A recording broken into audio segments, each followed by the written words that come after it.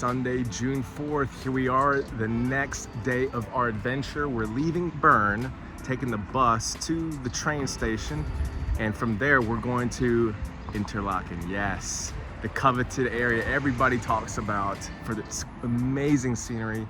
We were trying to stop and get some snacks, but you can see they got Aldi's here like we do in the States.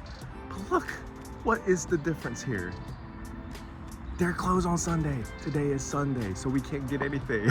So at least we got a bottle of water that we filled up with tap water. The water here is so clean, so we're still able to use that. But I found that to be a culture difference there, a shock for me, because you know, even though Sunday, most places are closed, a lot of places are closed, Aldi's is usually open in the States. But anyway, we're about to get on the bus right now. What's up, you guys? If you haven't already, please subscribe. Last video I just did was on Bern, Switzerland, and I've been going on this big trip from Europe, starting in Switzerland in Zurich. As we landed in the airport, me and my wife, we took a trip and we went from there all the way from Bern, then Interlaken, and then finally stopping in Lausanne until we took a train to Paris, France, and then London to finish off the trip. So in this video, we're gonna go over Interlaken, which if you haven't found out already from your research, Interlaken is one of the most breathtaking, most beautiful places in Switzerland, with the kind of landscapes and mountainous terrain and water that you could ever imagine. So let's dive in. So when we left Bern, one thing that I thought was interesting, I forgot to mention, was that right behind the Los Laurentis Hotel, which I highly recommend if you end up going to Bern, is that they had a cool skating park right behind the hotel, and we caught a couple people doing some cool tricks and flips with their skateboards early that morning. So this is what I saw and wanted to film. And then it's interesting that they have an Aldi, which of course that is founded in Europe, but didn't really connect with me mentally when I was there until I saw it. I was like, hey, that's where I shop all the time here in Atlanta, Georgia, where it's considered a great place to shop with the discounts that they offer. So anyway, when we got to the bus station to get ready to go to Interlaken, we ended up getting some McDonald's, and it was cool to see that McDonald's has a different menu in every country that you go to. It's not always the same that you would find in America. They'll add something like chocolate dipped cone in Korea, or they'll have a different kind of pastry, or you might find a hamburger that's on the menu in Switzerland that you wouldn't find in America. We had to make sure that we ate our food kind of quickly because we didn't realize the time it would take to leave our hotel, to get on the bus, to take the bus to the bus station, and then get our ticket there that would ultimately get us to Interlaken. You know, a couple of observations that I noticed is that, you know, when asking for help on basically getting a train ticket, it's very amazing to see that people helped. I mean, as far as asking for directions on how to purchase a train ticket, recommendations for things to check out. I mean, it's pretty amazing. Even when I got to the train station waiting for the train, there's a guy that was there just asking us, hey, are you guys here visiting? I said, yes, and he ended up recommending a couple things to do. I was like, man, this is really nice. And you know, again, there's a wide array of languages. So when I was there, I heard mostly German, but then I also heard a little bit of French and the Swiss language. Another thing that I was very shocked about is the honor system when it comes to using your ticket to get on a bus or train. In other words, they're kind of lenient. Sometimes they don't even check that you have purchased a ticket. There are times, yes, that you will get checked, and that's why you want to make sure you purchase a ticket and do the right thing, the moral and ethical thing. But it was amazing. This is probably the biggest culture shock for me by far on the trip, was the honor system, where a lot of times they didn't even check your ticket that you bought. So when we got on the train heading to Interlaken, this is what just was amazing to me. The scenery that you would just see unfold before your eyes looking out the window, you can definitely tell there was a difference between the two cities. Now, just to give you a little background of the city of Interlaken, it gets its name because of being nestled between two picturesque lakes, Lake Thun and Lake Breens, with this just majestic Swiss Alps forming a stunning background. And the scenery really is breathtaking. And I mean, anybody that's there, whether you live there or a visitor, I mean, it's unforgettable every time you turn your head in any direction. So there is a lot of scenic beauty in Interlaken, and just some things that you can expect to be doing if you were there for longer than a day. Since we were only there for a day, you could do things like hiking and trekking, There's all kinds of trails of all different levels of difficulty that you can definitely go on. And there are marked paths so that you won't get lost, especially in the Jungfrau region. And you have things like skiing and snowboarding. It doesn't have to be winter necessarily, because they have some Swiss Alps that are high enough altitude where you could do that year round. There are also lake cruises, which later we did one and it was absolutely stunning. We're so glad we did. And of course the cuisine, which you'll be amazed at Interlaken as well. And if you are the adventurous type, the adventure enthusiast would love Interlaken because they have access to paragliding, skydiving, bungee jumping, canyoning, I mean, all kinds of things for adrenaline junkies. We're in the elevator going up to our Airbnb, and we have to press and hold it. Very interesting.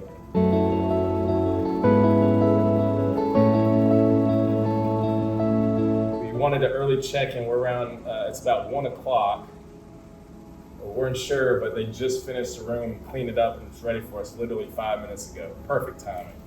So when we arrived in Interlaken, we checked into our Airbnb, and you know, this one wasn't as good as the hotel that we were spoiled with in Bern, but it was still good because it was more spacious. In fact, it had a queen-size bed as well as some bunk beds, which we didn't use, and it had a shared kitchen space, and then we had a bathroom space that was separate from anybody else that was down the hall.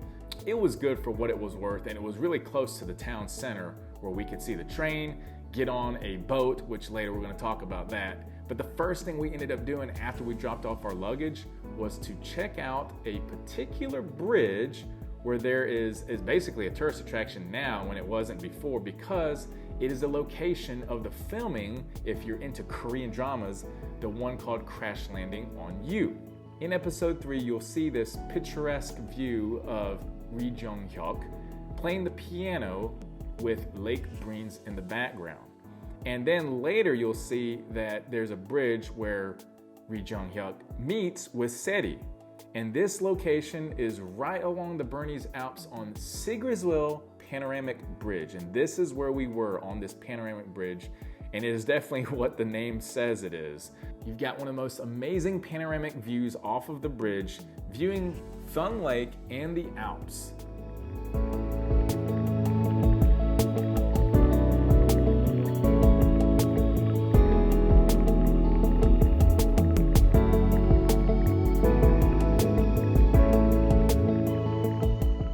We're here, Interlaken, and we're on this incredible bridge, a suspension bridge that is about, I think, 320 meters, if I read correctly. This was also the location of Crash Landing on You. If you are into Korean dramas, if you looked on Netflix, this is one of the locations where they filmed an amazing magical scene. And right there, take a look, in all its glory. Yes, beautiful landscape. Just taking everything, it's incredible. Look at the houses. All these people are living up on these hills and the top of the mountains. It's absolutely stunning, breathtaking. The air is clean, clear, crisp. It's about 5 degrees cooler up here than where we were when we're getting the bus at the bottom. Definitely worth the trip. Come take a look if you're ever in Interlaken, Switzerland. So here we are on the bridge, the suspension bridge, and it definitely is longer once you get on it and start walking on it than from just looking at it from a distance. But anyway, I'm capturing all of the great scenic views from up here. Incredible. And then if you go past the bridge, you'll see there's this little small village, and you get to see just all these rolling green pastures and hills with just these single, what we call in the States, single family homes or cabins that are just lined up, scattered in different parts of the rolling hills.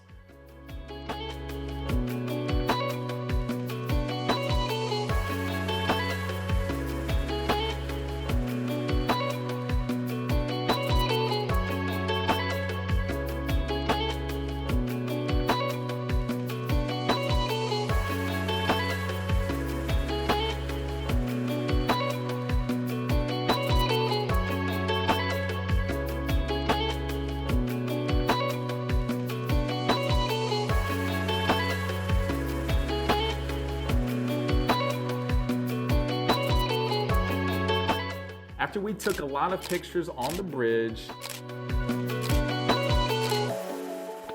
Johnny, where are we? Bridge. So after we went on the bridge, took some pictures, took in all that we could see, and then we crossed the bridge, walked a little more. We were gonna eat somewhere, but it was too crowded at this one restaurant.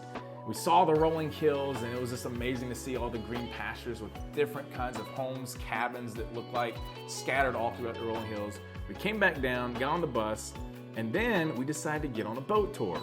Prior to the boat tour, which we were waited like an hour before it left, we had a ticket that said it was departing in an hour. We decided to seize the moment during that 1 hour and walk around the town. And in Interlaken, in the downtown area, it was really cool because it was active, full of people, full of different shops and stores, great places to eat and snack. They had some merchandise, souvenir stores that we were just in love with. I think we were like the only ones in there, but for some reason we were just in love with things there that they had, like the t-shirts, the cups, the mugs, the different magnets, and it's particularly they had these cuckoo clocks, and we ended up buying one for our family as a gift and really just as a souvenir. Also had to try out the strawberries because I heard that the strawberries in Switzerland were incredibly ripe and juicy, and man, were they. They were incredible. We also got some pastries at a local cafe. Some blueberry cheesecake ice cream. I downed it really fast. Here we've got some cappuccino. A little bit of chocolate, sugar, and a little creme brulee right here. Also very exquisite. We're here at the Le Patisserie at the bakery, and they have a restaurant that opens till 3 a.m. Very rare to find here in Switzerland. Everything seems to close early, but we've got a great location. We're about to hit to the next endeavor. We're gonna find us a boat.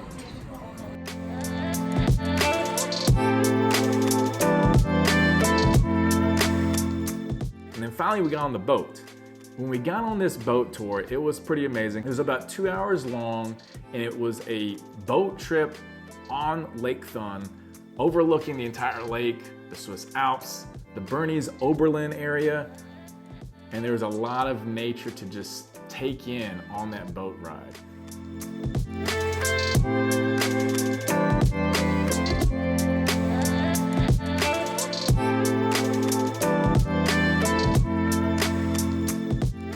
And this was fun because they had an all-inclusive package where you're on the boat for 2 hours and then you get to eat dinner. I ended up getting the veal that they had. It was the most expensive thing on the menu because I was hungry and it looked good. And just being able to sit there and watch the beautiful crystal green lake, the mountains. I mean, this was probably one of the best places where you could take pictures off of this boat.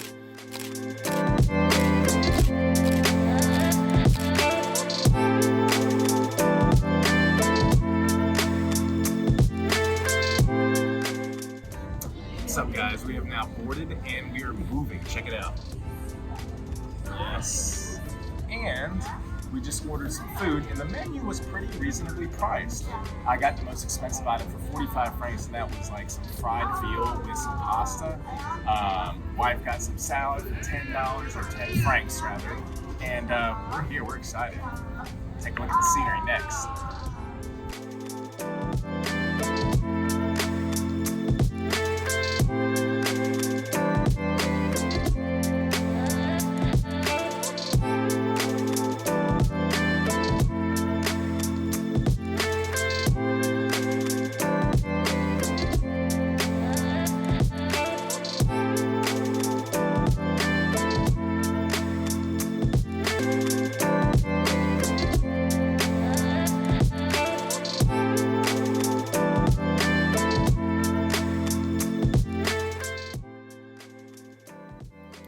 After the boat ride, we got off and we decided to walk around the town again. This time some of the shops had closed because, again, one of the observations I noticed about Switzerland is that stores do close earlier than they do in the States, surprisingly. But we still walked around, and man, we got some good sights, like the one with the sunset overlooking this huge pasture land. And they had this amazing hotel that looked huge. That, man, if I had gone back to Interlaken in the future, I probably would want to stay there. So again, we were only in Interlaken for a day, just like we were in Bern for a day and Zurich for a day. So there's a lot more you can do in Interlaken that's probably worthwhile if you stay for 2 or 3 days. But again, this was just the trip and the itinerary that we set out for ourselves. But I would recommend, if I was to ever go back to Interlaken, to this city, you definitely want to stay more than a day, because there are some amazing hiking trails and adventures that you can do, especially if you are, again, that adrenaline junkie. This is the place where you can satisfy yourself for all those adventures. But after this, we were like pooped. We needed to go back and sleep. And then so when we did, the next morning we got up and we're ready to hit it to Lausanne, which has a special interest in my wife's heart for a good reason. Stick around on the next video to see why and continue to follow our travels. See you on the next video.